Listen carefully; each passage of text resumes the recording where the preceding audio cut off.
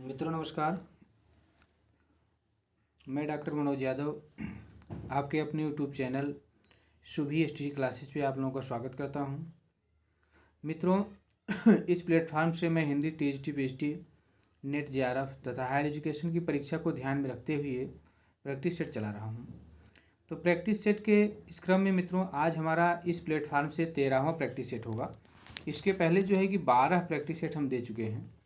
यदि आप लोग किसी कारणवश जो है कि प्रैक्टिस सेट नहीं देख पाए हैं तो यूट्यूब पे जा कर के शुभी एसटीडी क्लासेस सर्च करके सारे प्रैक्टिस सेट एक तरफ से देखने का प्रयास कीजिएगा, निश्चित रूप से देखिएगा। तो आज के प्रैक्टिस सेट का हमारा पहला प्रश्न है मित्रों। पहला प्रश्न है कि ढोला मारू रादुहा किसकी रचना है। आदिकाल पे ही अभी हमारा प्रैक्टिस सेट चल रहा है, 13 प्रैक्टिस सेट हो चुका है और हमको उम्मीद है कि अभी आदिकाल पे कम से कम 10 प्रैक्टिस सेट और चलेगा।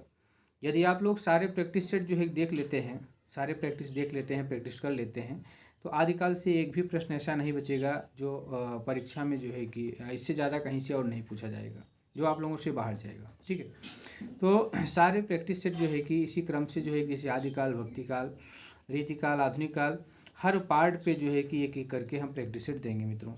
तो आदिकाल पे अभी चल रहा है जिसमें 12 प्रैक्टिस सेट हो चुका है। आज 13वां प्रैक्टिस सेट है हमारा। तो आज 13वां प्रैक्टिस सेट का पहला प्रश्न है कि ढोला मारू रादुहा किसकी रचना है। आदिकाल की बहुत ही फेमस, बहुत ही प्रसिद्ध रचना है, सभी लोगों को जानना चाहिए। उम्मीद करता हूं कि सभी लोग जानते भी होंगे मित्रों। तो देखिएगा, आप लोग बताने का प्रयास किया करिए, थोड़ा सा कमेंट के माध्यम से बताया कीजिए कि इसका कौन सा आंसर सही होगा और कमेंट में आप लोग लिखा करिए कि कितना प्रश्न आपका सही हुआ 10 में से। ठीक है, तो पहला विकल्प है रोड़ा कवि की, दूसरा है कुशल लाभ की, तीसरा है भट्ट केदार की, चौथा है किसी की नहीं। तो इसमें से कौन सा विकल्प सही होगा। अब तक आप लोग जो है कि देख चुके होंगे, लगभग हमारे सभी मित्र अपना विकल्प टिक कर चुके होंगे। तो इसमें जो है कि दूसरा विकल्प कौन सा, दूसरा यानी बी विकल्प हमारा सही है। ढोला मारू रादुहा किसकी रचना है, कुशल लाभ की रचना है। आगे चलते हैं अगले प्रश्न की तरफ, देखते हैं। आज का हमारा दूसरा प्रश्न स्क्रीन पे आ चुका है। आदिकाल से ही एक रचना उठाई गई है कि जयचंद्र प्रकाश, बहुत ही फेमस रचना ये भी है कि जयचंद्र प्रकाश किसकी रचना है मित्रों। भट्टी केदार की या भट्ट केदार की या मधुकर कवि की या दामोदर शर्मा की। ठीक है, तो इसमें से जयचंद्र प्रकाश के विषय में पूछा जा रहा है कि जयचंद्र प्रकाश किसकी रचना है मित्रों। भाटी केदार की है या भट्ट केदार की है या मधुकर कवि की है या दामोदर शर्मा की। तो आप लोग अपना विकल्प टिक कीजिएगा, देखिएगा। तो इसमें से दूसरा विकल्प इसका भी सही है, यानी भाटी केदार की नहीं बल्कि जो है जानबूझ के इस तरह का विकल्प रखा गया है। दूसरा विकल्प हमारा सही है, भट्ट केदार की। जयचंद्र प्रकाश किसकी है, भट्ट केदार की रचना है। आगे चलते हैं अगले प्रश्न की तरफ, देखते हैं। आज का हमारा तीसरा प्रश्न है कि जयचंद्र प्रकाश किस प्रकार का ग्रंथ है। उसी रचना के विषय में पूछा जा रहा है कि जयचंद्र प्रकाश किस प्रकार का ग्रंथ है। गीत काव्य है, खंड काव्य है, महाकाव्य है या मुक्तक काव्य है। तो किस प्रकार का यह ग्रंथ है जयचंद्र प्रकाश जो भट्ट केदार की रचना है, यह जो है कि गीत काव्य है, खंड काव्य है, महाकाव्य है या मुक्तक काव्य है, किस प्रकार की रचना है मित्रों। तो देखिएगा, बताइएगा, आप लोग बताने का प्रयास किया करिए कि किस प्रकार का यह ग्रंथ है मित्रों। तो देखते हैं, जयचंद्र प्रकाश यह जो है कि महाकाव्य है, यानी तीसरा यानी सी विकल्प हमारा सही विकल्प होगा। आगे चलते हैं अगले प्रश्न की तरफ, देखते हैं। आज का हमारा अगला प्रश्न है, चौथा प्रश्न स्क्रीन पे आ चुका है। चौथा प्रश्न है कि निम्न में से मधुकर कवि की रचना है। कौन सी रचना इसमें से जो है कि मधुकर कवि की है, कि पृथ्वीराज विजय है, कि जयचंद्र प्रकाश है, कि वर्ण रत्नाकर है, कि जयमेघ जसचंद्रिका है। कौन सी रचना इसमें जो है कि मधुकर कवि की, आदिकाल के ही कवि हैं, आदिकाल की रचना के विषय में पूछा जा रहा है कि मधुकर कवि की रचना इसमें से कौन सी है। तो मित्रों इसमें हमारा डी विकल्प सही होगा। तो इसमें जो है कि चौथा भी हमारा डी विकल्प सही होगा। जयमेघ जसचंद्रिका एक इसकी रचना है मधुकर कवि की। आगे चलते हैं पांचवें प्रश्न की तरफ, देखते हैं कि आज का हमारा पांचवा प्रश्न मित्रों स्क्रीन पे आ चुका है। तो पांचवा प्रश्न आप लोग देखिएगा। पांचवा प्रश्न है कि बसंत विलास किसकी रचना है। बहुत बढ़िया प्रश्न है, पूछा गया है कि बसंत विलास किसकी रचना है। अज्ञात कवि की रचना है या पंडित दामोदर शर्मा की रचना है या ज्योतिरेश्वर ठाकुर की है या रोड़ा कवि की। तो बसंत विलास मित्रों किसकी रचना है, इसमें से देखिएगा, आप लोग बताइएगा। अज्ञात कवि की है कि पंडित दामोदर शर्मा की है या ज्योतिरेश्वर ठाकुर की है या रोड़ा कवि की है। तो मित्रों इसमें जो है कि हमारा पहला ही विकल्प सही होगा यानी जो है कि अज्ञात कवि की रचना है। अब अज्ञात कवि का मतलब यह है कि किसी का नाम नहीं है, बल्कि जो है कि बसंत विलास के जो रचनाकार हैं, किसकी रचना है पता नहीं है, इसलिए कहा जाता है कि अज्ञात कवि की रचना है। इसमें जो है कि बसंत ऋतु और नायिकाओं पर पड़ने वाले उसके प्रभाव का वर्णन किया गया है कि बसंत ऋतु का नायिकाओं पर क्या प्रभाव पड़ता है, लेकिन इसके रचनाकार कौन है इसका पता नहीं है, इसलिए कहा जाता है कि अज्ञात कवि की रचना है। ठीक है, आगे चलते हैं, छठवें प्रश्न की तरफ देखते हैं कि आज का हमारा छठवां प्रश्न स्क्रीन पे आ चुका है। छठा प्रश्न है कि किस रचना में 7 बोलियों के शब्द मिलते हैं। बहुत बढ़िया प्रश्न है, बार बार पूछा जाने वाला प्रश्न है, कई बार परीक्षाओं में पूछा गया है कि किस रचना में 7 बोलियों के शब्द मिलते हैं। बसंत विलास में, राउलवेल में, वर्ण रत्नाकर में, या इनमें से कोई नहीं, या इनमें से किसी में नहीं। यानी कौन सी ऐसी आदिकाल की रचना है जिसमें जो है कि 7 बोलियों के शब्द मिलते हैं मित्रों। तो इसमें से कौन सा विकल्प सही होना चाहिए, आप लोग जो है कि थोड़ा सा टाइम हम देते हैं कि आप लोग अपना विकल्प टिक करें, और निश्चित रूप से विकल्प टिक किया करिए और जो है कमेंट के माध्यम से बताया कीजिए कि कौन सा विकल्प इसमें सही है।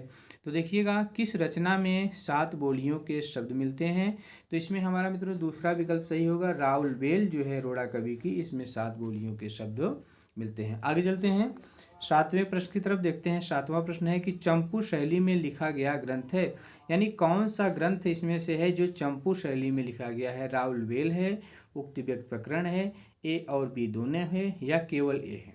बहुत बढ़िया प्रश्न है, ये प्रश्न बार बार जो है कि परीक्षाओं में पूछा जाता है मित्रों।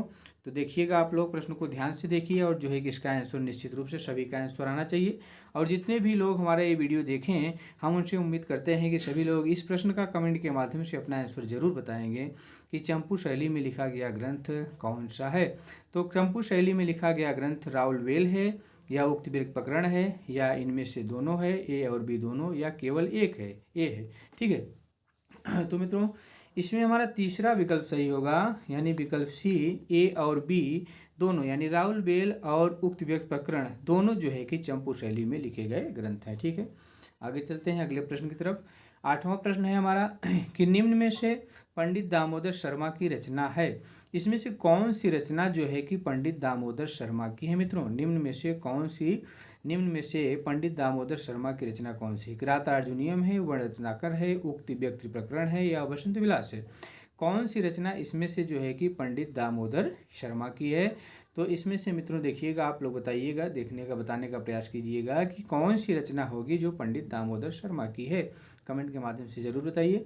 तो मित्रों इसमें से जो है कि हमारा तीसरा विकल्प यानी सी विकल्प सही है। उक्त व्यक्ति प्रकरण बहुत फेमस रचना है आदिकाल की, और बार बार परीक्षा में पूछी गई रचना है यह। तो यह उक्त व्यक्त प्रकरण ही जो है कि दामोदर शर्मा का ग्रंथ है। आगे चलते हैं, 9वां प्रश्न स्क्रीन पे आ चुका है कि निम्न में से कौन सी रचना एक व्याकरण ग्रंथ है। पूछा जा रहा है कि राउलवेल है, उक्त व्यक्त प्रकरण है, वर्ण रत्नाकर है, या जयचंद प्रकाश। इनमें से कौन सी रचना जो है कि एक व्याकरण ग्रंथ है मित्रों। तो देखिएगा कौन सी रचना इसमें एक व्याकरण ग्रंथ होना चाहिए, कौन सी रचना एक व्याकरण ग्रंथ है, आप लोग कमेंट के माध्यम से जरूर बताइए मित्रों कि कौन सी रचना इसमें से एक व्याकरण ग्रंथ है। तो देखते हैं कि इसमें जो है कि दूसरा विकल्प हमारा सही है। उक्त व्यक्ति प्रकरण, दामोदर शर्मा की जो रचना है उक्त व्यक्ति प्रकरण, यह एक व्याकरण ग्रंथ के रूप में जानी जाती है। आगे जो है कि आज का हमारा अंतिम प्रश्न कि निम्न में से किस रचना में बनारस के आसपास की संस्कृति और भाषा का वर्णन मिलता है। निम्न में से किस रचना में बनारस के आसपास की संस्कृति और भाषा का वर्णन मिलता है।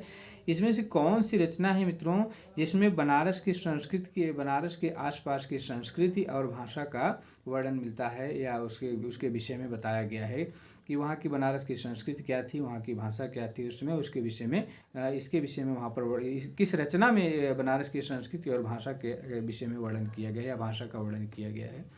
तो राउलवेल है, वर्ण रत्नाकर है, ए और बी दोनों है, या उक्ति व्यक्ति प्रकरण है। तो बहुत ही महत्वपूर्ण प्रश्न है, ये भी प्रश्न कई बार परीक्षा में पूछा गया है कि कौन सी रचना है जिसमें जो है कि बनारस के आसपास के संस्कृति और भाषा का वर्णन मिलता है मित्रों। तो इसमें जो है कि हमारा चौथा विकल्प सही होगा, यानी डी विकल्प, यानी उक्ति व्यक्ति प्रकरण ही जो है इसमें बनारस के आसपास की संस्कृति और भाषा का वर्णन मिलता है। तो ठीक है मित्रों, आज के लिए बस इतना ही। आगे फिर कल मिलते हैं एक नए प्रैक्टिस सेट के साथ। हाँ, यदि आप लोगों को जो है कि हमारा वीडियो पसंद आ रहा हो तो निश्चित रूप से मित्रों जो है कि आप लोग और लोगों के पास शेयर नहीं कर रहे हैं, और लोगों के पास शेयर कीजिए, और सब्सक्राइब नहीं करवा रहे हैं बिल्कुल आप लोग चैनल को सब्सक्राइब करवाइए, जिससे जल्द ही हमारे 1000 सब्सक्राइबर पूरे हो जाएं, और जो है कि जो हम प्रैक्टिस सेट दे रहे हैं इसको हम लाइव देने लगे। ठीक है, लाइव चलने लगेगा तो फिर पढ़ने और पढ़ाने का आनंद कुछ और ही होगा। इसलिए आप लोगों से विशेष निवेदन, विशेष रिक्वेस्ट है कि आप लोग कम से कम शेयर कीजिए, ज़्यादा से ज़्यादा आप लोगों के पास शेयर कीजिए, और जो है कि कम से कम सब्सक्राइब जरूर कीजिए, और लोगों से सब्सक्राइब करवाइए, लाइक कीजिए वीडियो को। ठीक है मित्रों, आज के लिए बस इतना ही। धन्यवाद।